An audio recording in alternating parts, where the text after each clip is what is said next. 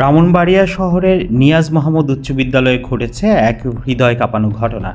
বুধবার দুপুরে বিদ্যালয়ের তৃতীয় তলায় সায়েন্স ল্যাবে হঠাৎই আগুন লেগে যায়।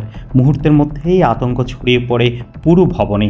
চোখের পলকে সিঁড়ি দিয়ে হুড়ুহুড়ু করে নামতে গিয়ে অন্তত 25 জন শিক্ষার্থী আহত হয় বলে জানা গেছে।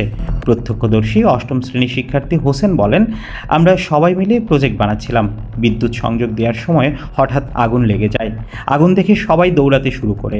তখনই অনেকেই পড়ে গিয়ে বা ধাক্কা খেয়ে আহত হয়। বিদ্যালয়ের গণিতের শিক্ষক জামাল উদ্দিন জানালেন, কয়েকদিন পর জেলা বিজ্ঞান মেলা, সেই প্রস্তুতির অংশ হিসেবে ল্যাবে প্রজেক্ট তৈরি হচ্ছিল। ঠিক তখনই আগুন ধরে যায়। উপরের তলার শিক্ষার্থীরা আগুন আগুন চিৎকার শুরু করলে নিচতলার ছাত্রছাত্রীরাও আতঙ্কিত হয়ে পড়ে। সিঁড়ির রেলিং ভেঙে কয়েকজন আহত হয়। আমরা সঙ্গে সঙ্গে সবাইকে উদ্ধার করে হাসপাতালে পাঠাই। ঘটনার পরপরই আহতদের ব্রাহ্মণবাড়িয়া 250 শয্যা বিশিষ্ট জেনারেল হাসপাতালে নেওয়া হয়। মেডিকেল অফিসার ডাক্তার সামিউল হুদা জানিয়েছেন, 5 জন ছাত্রী হাসপাতালে ভর্তি আছেন। আর গুরুতর আহত রোহান নামের এক ছাত্রকে উন্নত চিকিৎসার জন্য পাঠানো হয়েছে ঢাকায়। বিদ্যালয়ের প্রধান শিক্ষক মোহাম্মদ শহীদুল হক বলেন, আমরা সব শিক্ষক মিলে আহত শিক্ষার্থীদের হাসপাতালে নিয়ে এসেছি।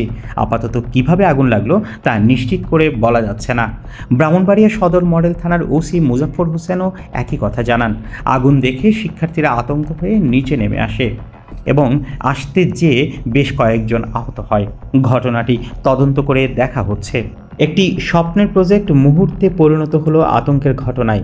বড় কোনো প্রাণহানি হয়নি, এটাই এখনকার মতো স্বস্তির সংবাদ। তবে আহতদের মুখে এখনও স্পষ্ট ভয় আর দুশ্চিন্তার ছাপ। প্রসঙ্গত, কিছুদিন আগে মাইলস্টোন ট্র্যাজেডির পর সবার মধ্যে এক ধরনের আতঙ্ক ছড়িয়ে পড়েছে।